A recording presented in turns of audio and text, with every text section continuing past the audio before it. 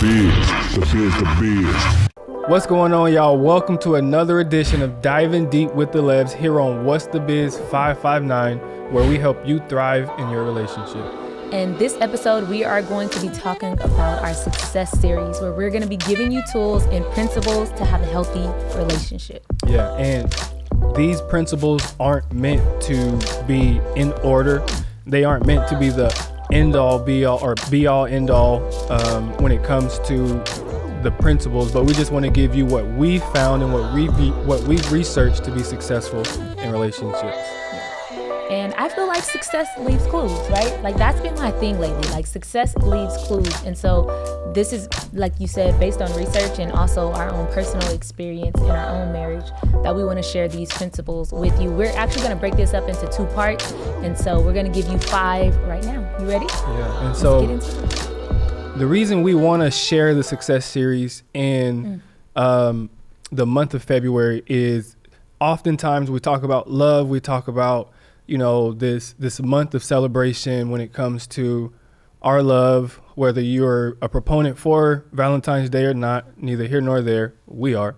But we just want to give you what a successful marriage constitutes. And so we want to focus on successful marriages because we know oftentimes in our culture, we have a tendency to put a lot of focus on the relationships that fail, the relationships that go bad.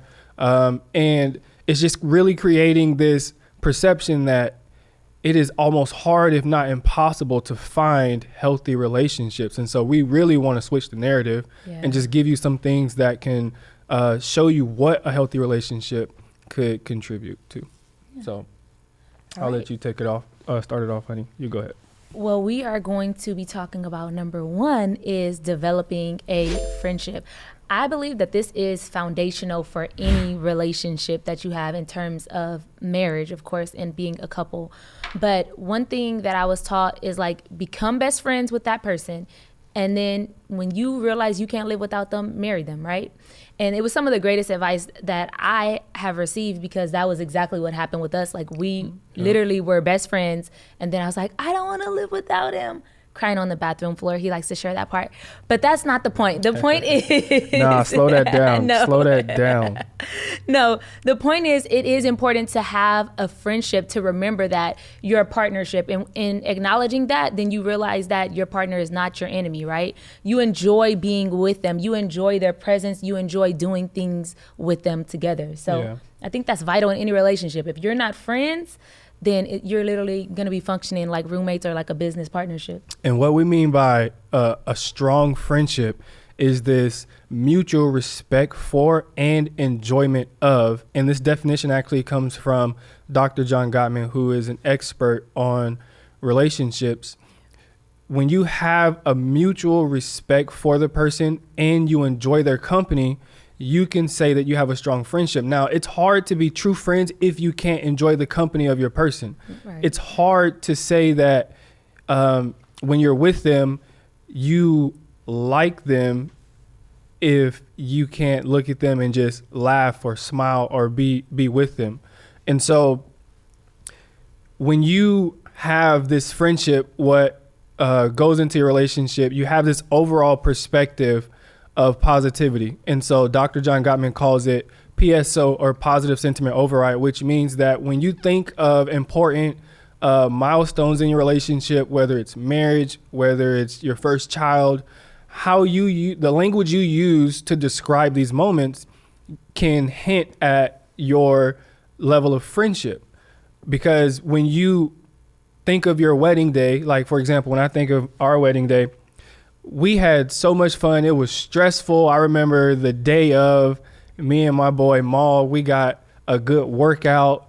Man, it was just a good time, and to get to seeing my wife walk down the aisle and, hearing our officiant, kind of chit chat with me.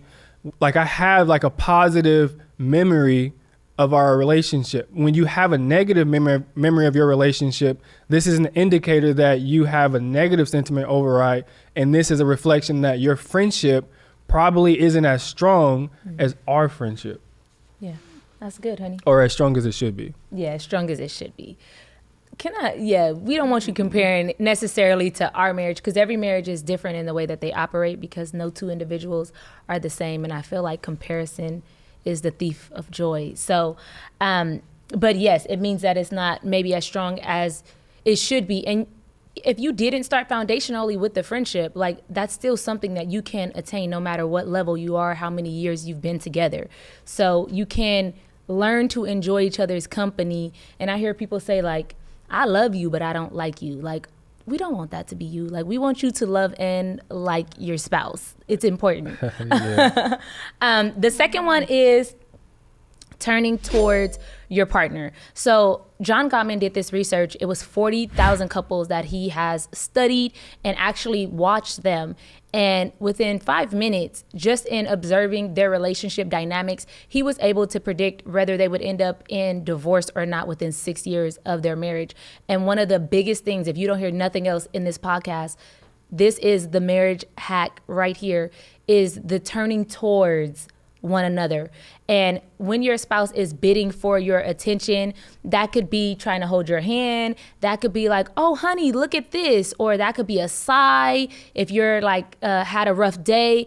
If there's no response on the other end, then that's actually turning away from your spouse. But if there's a constant turning towards, relationships that turn towards each other 86% of the time shown that they had healthy relationships. Yeah, and actually there's another one, and it's turning against. Yeah. And so turning against basically means that when your partner presents something to you like, oh, honey, look at that car, you'll respond like, that car's stupid. Like, they should have changed that. And so there's this againstness that you have with your partner.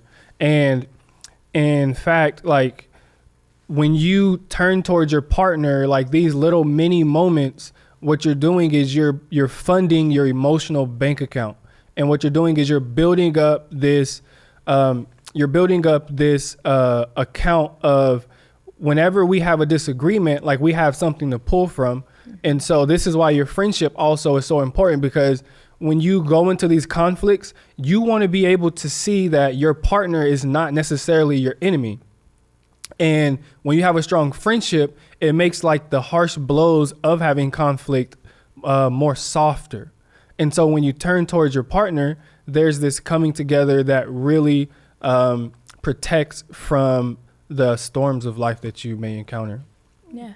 And that's good, because having this tendency to turn towards one another is the basis for trust, for your emotional connection, for the passion, the intimacy, and actually good sex in your marriage. Wait, don't skip over. Say that last one again. And good sex. Why you say it so scared? And good sex in your marriage. Okay, there we go. I need you to have some oomph behind that. Yes, but all of the turning towards builds that. And I love how you said it's adding to your emotional bank, because the turning against is actually a withdrawal that you're making from that bank account when you turn away from. So it's important to turn towards. And like I said, if you don't remember nothing, if you want to determine whether the relationship is going to make it or not, 86% of healthy couples turn towards each other 86% of the time. And so, not to overstate it, but when you think about just the way life is going, if you're like us, you know, you're working, you know, I'm in school, we have 2 kids, and we also have, you know, just things that happen throughout life, like emotionally, it's all draining. Mm-hmm. And so the way you choose to turn towards your spouse, even in those moments where you may feel drained, really is a buffer for being emotionally drained, because you're going to have all the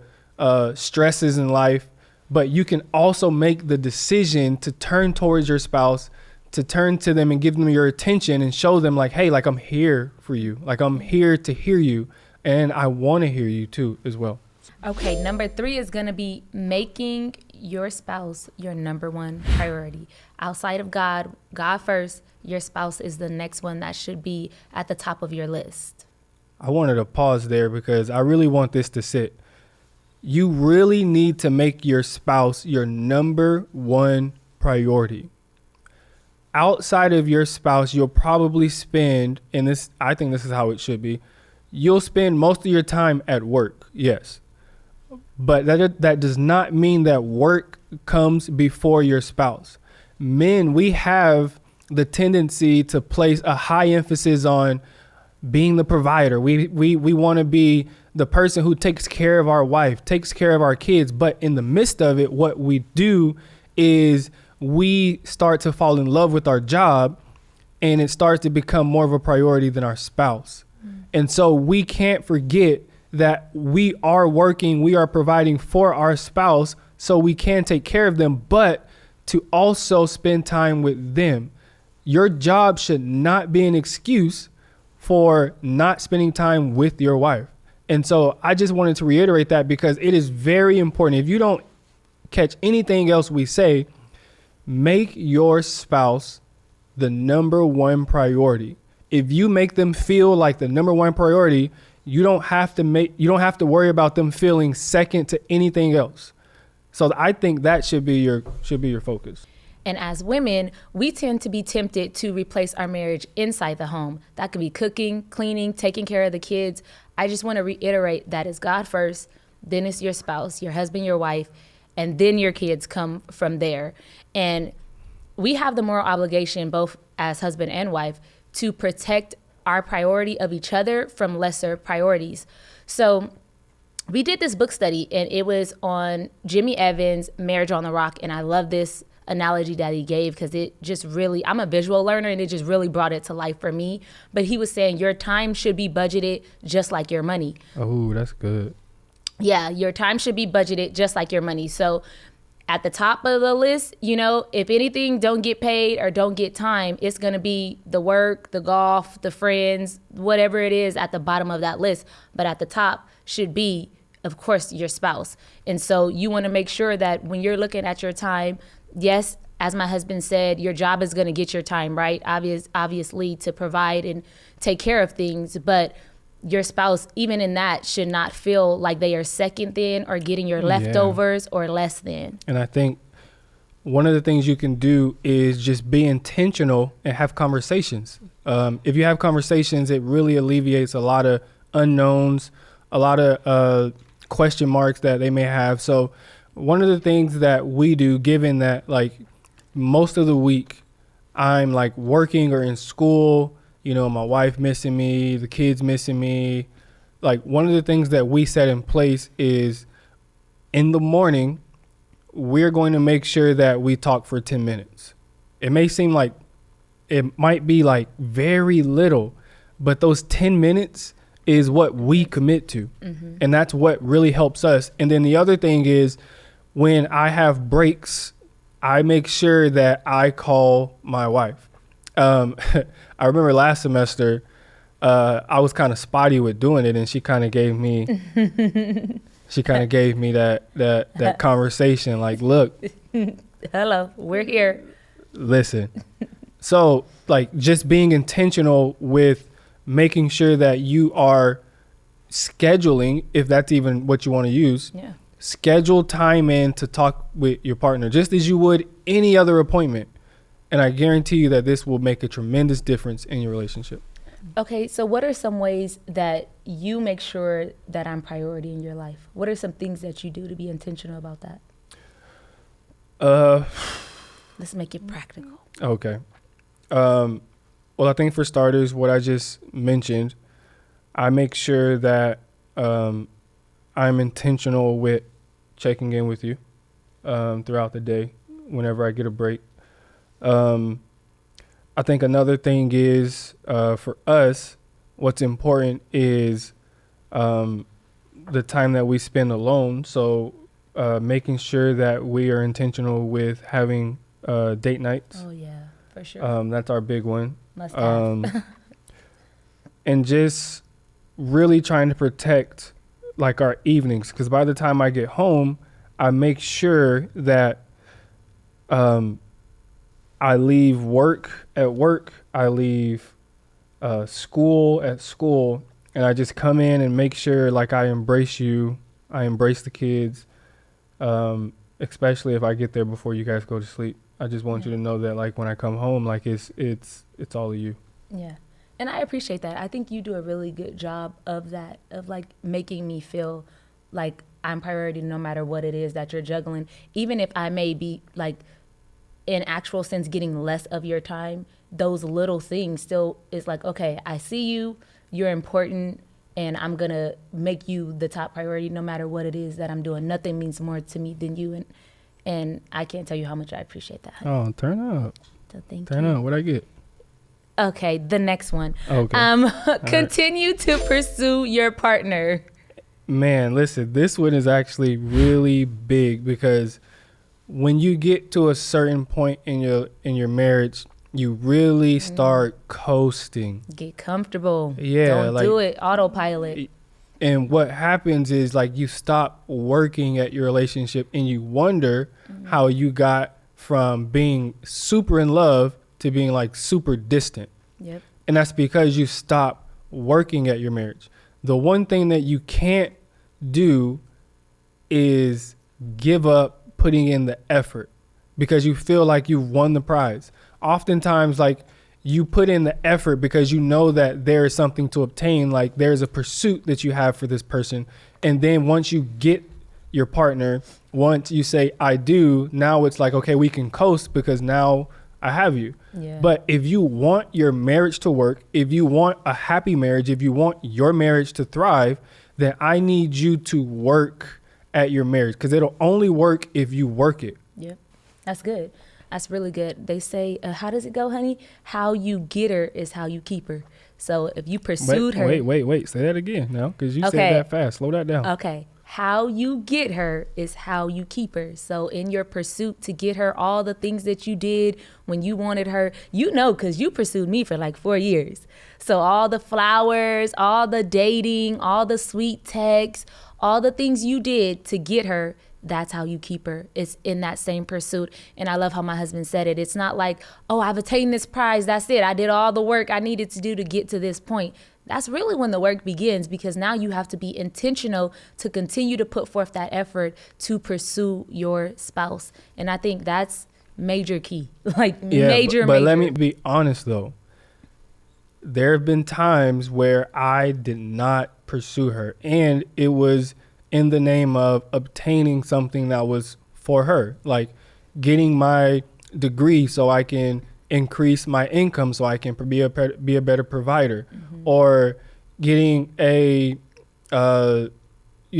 another job so I can make sure that I am feeling like I'm worthy as a man because I'm taking care of my family.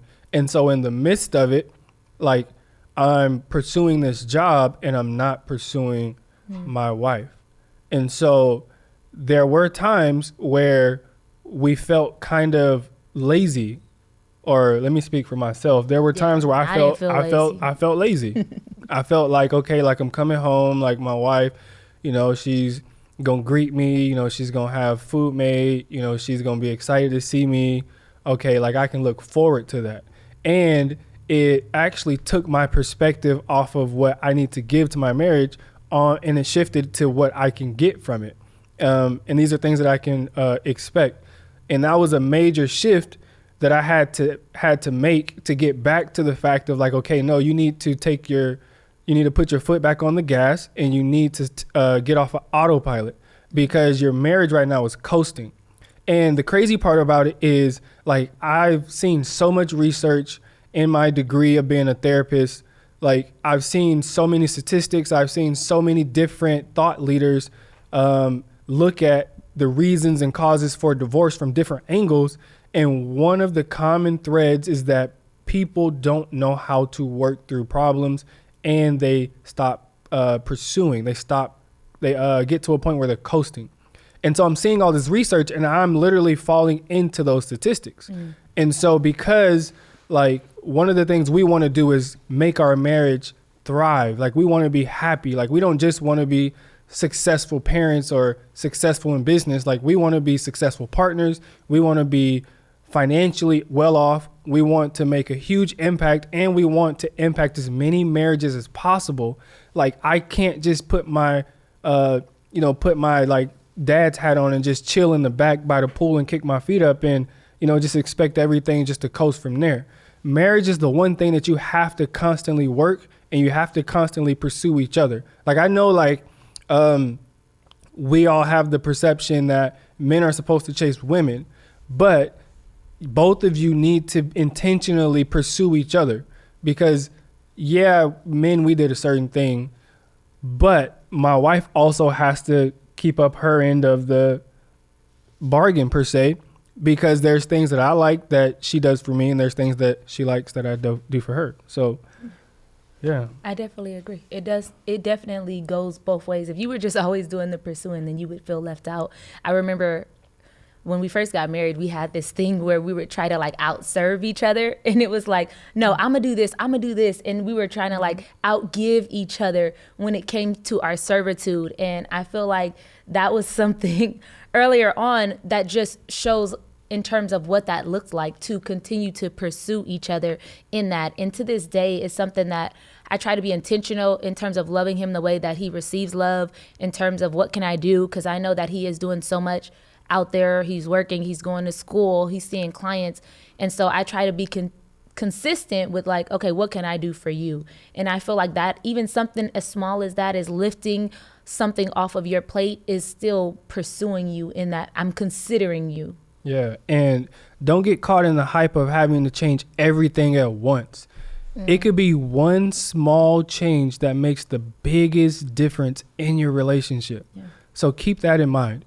And on top of that, like going into our final point for this episode is the idea of keep paddling and having a joint navigational plan. And I really love this concept from Dr. Doherty, who's an expert on marriages as well. He wrote a book called Take Back Your Marriage. And in the book, he's talking about how our marriage is affected by our consumer culture. And so in the book, he uses this, this story of like when he was, growing up, there was a point where like he was talking about being like in a canoe and going down a river. And so if you just sit in the canoe and just let it flow with the river, you're going to go downhill.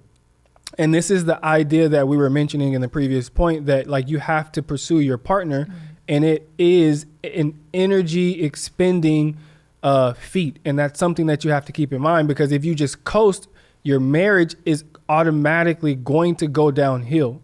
And so you have to keep paddling. And what this means is you have to day in, day out, efforts to do the daily things that will keep your marriage going in the direction. And it's going to require energy to get uphill. And so when you think of ways to stay connected, like connection requires like this doing over and over again. And so along with that is the other idea of having a joint navigational plan. And this means that you have a plan, which is to stay connected. And this is something that you have to be committed to.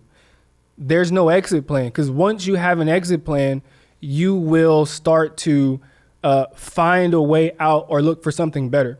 His argument in the book is that when we are in this consumer culture, we have a tendency to want to replace what we have with something better. Mm-hmm. And we don't look to fix it. And when it comes to that, we need to make sure that we aren't trying to replace our spouse, because there's always going to be a better, there's always going to be a younger, there's always going to be a more energetic, there's always going to be these things that, cause us to want to have it. But we need to make sure that we don't have an exit plan, and we are sticking it out and doing what we can to make our relationship work. That's good. I don't have anything to add to that. What can you say to that? That was really good, honey. Yeah. But seriously, when you get married, I think we've, as a culture, we've taken the severity of marriage out of it. Like, we get married because we like the person. We get married because we're compatible. We get married because we can increase our social status. Mm-hmm. And I understand all of that, but I think it's so shallow. I think we need to get to the point where when we marry someone, it needs to be literally until death do us part. Yeah. And I believe, my wife believe, it doesn't matter who you are. It doesn't matter where you are in your relationship. If you have two people who are willing to work it out, you can thrive in your relationship. Absolutely. And that is our literal life goal. You can thrive in your relationship no matter where you are. No matter if you're doing good, you can get better. And so that's what we want you guys to take away from this. Your marriage can improve. If both of you are willing to work at it, no telling where y'all can go. That's true. And with that, that is a wrap for this episode. Please like, subscribe so that you get the notifications whenever a new episode is coming out here on What's the Biz 559. Thank you for watching, and we look forward to seeing you in the next episode. Peace.